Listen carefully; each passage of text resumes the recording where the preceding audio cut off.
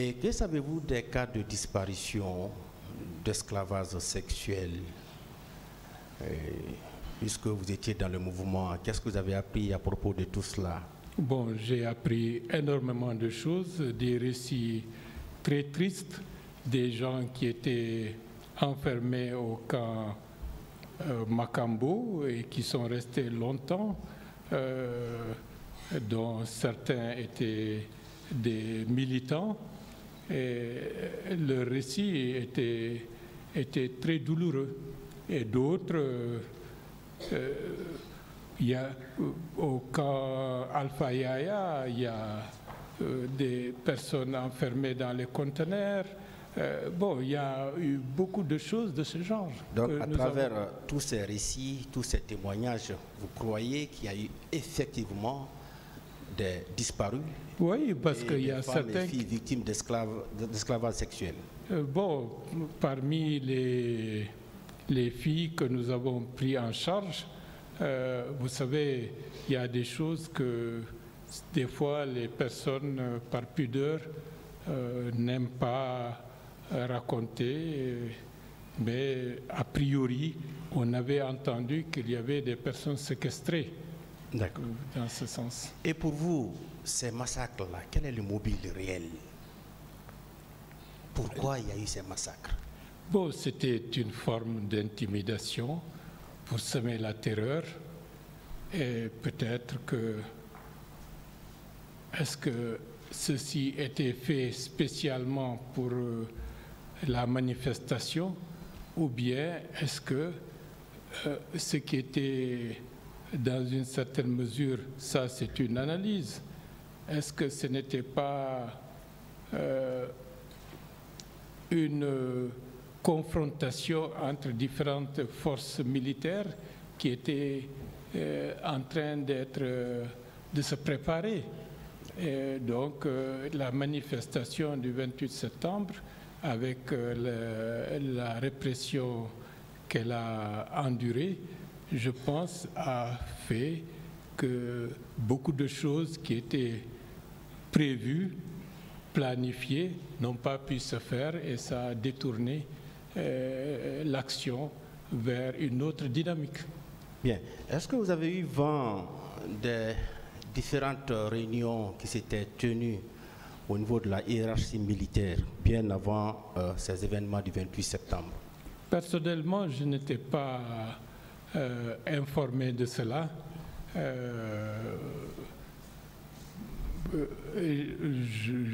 Je n'ai pas appris qu'il y avait ce genre de réunion, mais je dois dire que je m'intéressais peu à ces aspects.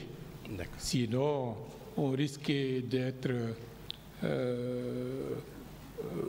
comment on appelle ça, intimidé, ou parce qu'on sait comment les choses se passent, on vous fait croire qu'il y a des choses qui se préparent parce que dans le but de vous déstabiliser.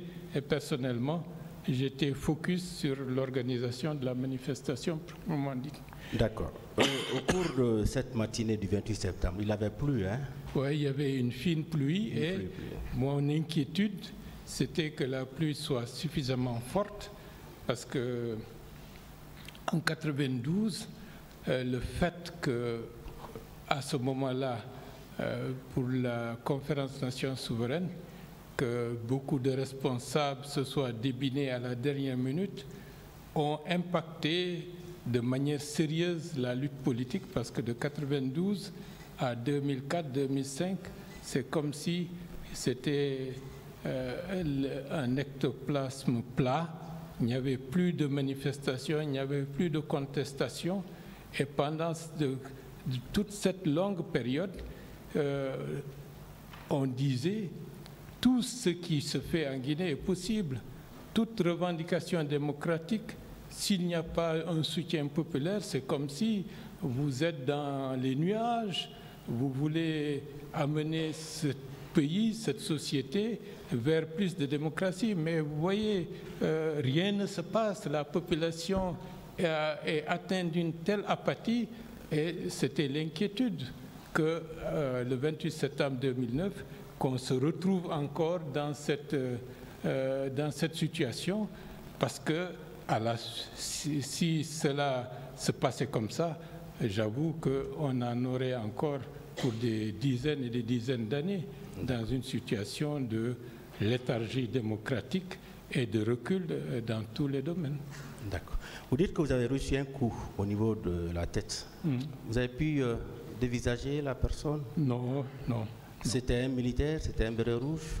Bon, vous savez, dans cette brouhaha, dans cette tohu-bohu, je n'ai pas pu distinguer, je n'ai même pas vu venir le coup. Tout simplement, j'ai su que j'ai reçu un coup sur la tête. J'étais sonné, mais j'avais gardé heureusement toute ma lucidité. D'accord. Nous revenons à la clinique Ambroise Paré. Ce sont deux militaires qui étaient venus avec des grenades. D'accord. Et jusqu'au jour d'aujourd'hui, vous n'avez pas pu les identifier? Bon, je n'ai pas pu, et puis il n'y a jamais eu l'occasion, au moment où la mémoire était fraîche, de savoir c'était qui. Mais je sais que le colonel Thieboro sait de qui il s'agit, puisqu'ils sont du même corps, du même milieu. Est-ce que vous pouvez revenir sur les propos de celui qui avait proféré des menaces? Non, ils ont indiqué, puisque déjà la cellule était sur le brancard à l'intérieur et que les médecins s'affairaient, il leur a dit, si vous ne les sortez pas, ils vont jeter des grenades à l'intérieur de la clinique. En ce moment, le colonel Thieboro était là? Il était là, oui. Et Toumba aussi était là? Non, je n'ai pas vu le commandant Toumba. Il n'était pas présent en ce moment? Je ne l'ai pas vu à ce moment-là. D'accord. Et qui donc avait envoyé ces leaders-là à la clinique Ambroise Paré? Puisque quand vous arriviez, ils n'étaient pas là. Je sais que le colonel, le commandant Toumba Diakité, c'est lui qui a pris en charge tous les autres leaders, excepté M. Dallet et moi-même. Mais les leaders, eux, ils étaient là à l'intérieur de la clinique? Non, on ne les a pas rencontrés là-bas. Parce que pour moi, le colonel, le commandant Toumba était parti depuis... la notion du temps me fait défaut lorsque j'y repense, mais ils étaient partis bien avant. Je veux savoir, ces leaders-là, qui étaient venus avant vous à la clinique, n'est-ce pas? Ils étaient à l'intérieur de la clinique? Ils n'étaient pas à l'intérieur de la clinique. Ils étaient au dehors? Je ne les ai pas vus. D'accord. Seulement, vous avez vu les deux militaires qui sont arrivés? Oui. Et le colonel Thieboro était là? Oui. Merci bien. Au stade, vous avez vu des femmes violées, des filles violées? Pour cela, la seule femme que j'ai vue, c'était celle au niveau de l'esplanade, qui était entourée par des hommes en uniforme et qui cherchaient à la dévêtir, et elle se débattait pour protéger sa nudité. C'est le seul cas que vous avez vu? Oui, parce que... Oui, vous n'avez pas vu des corps? Non. Vous n'avez pas vu des blessés? Bon, nous étions blessés, mais... Hormis vous? C'était difficile parce que vous apercevez du monde, des gens qui courent. Peut-être certains sont tombés. C'était le sauve-qui-peut? Oui, c'était le sauve-qui-peut général. Et nous, est-ce que nous avons fait l'arrivée du commandant Toumba Diakité et notre sortie du stade?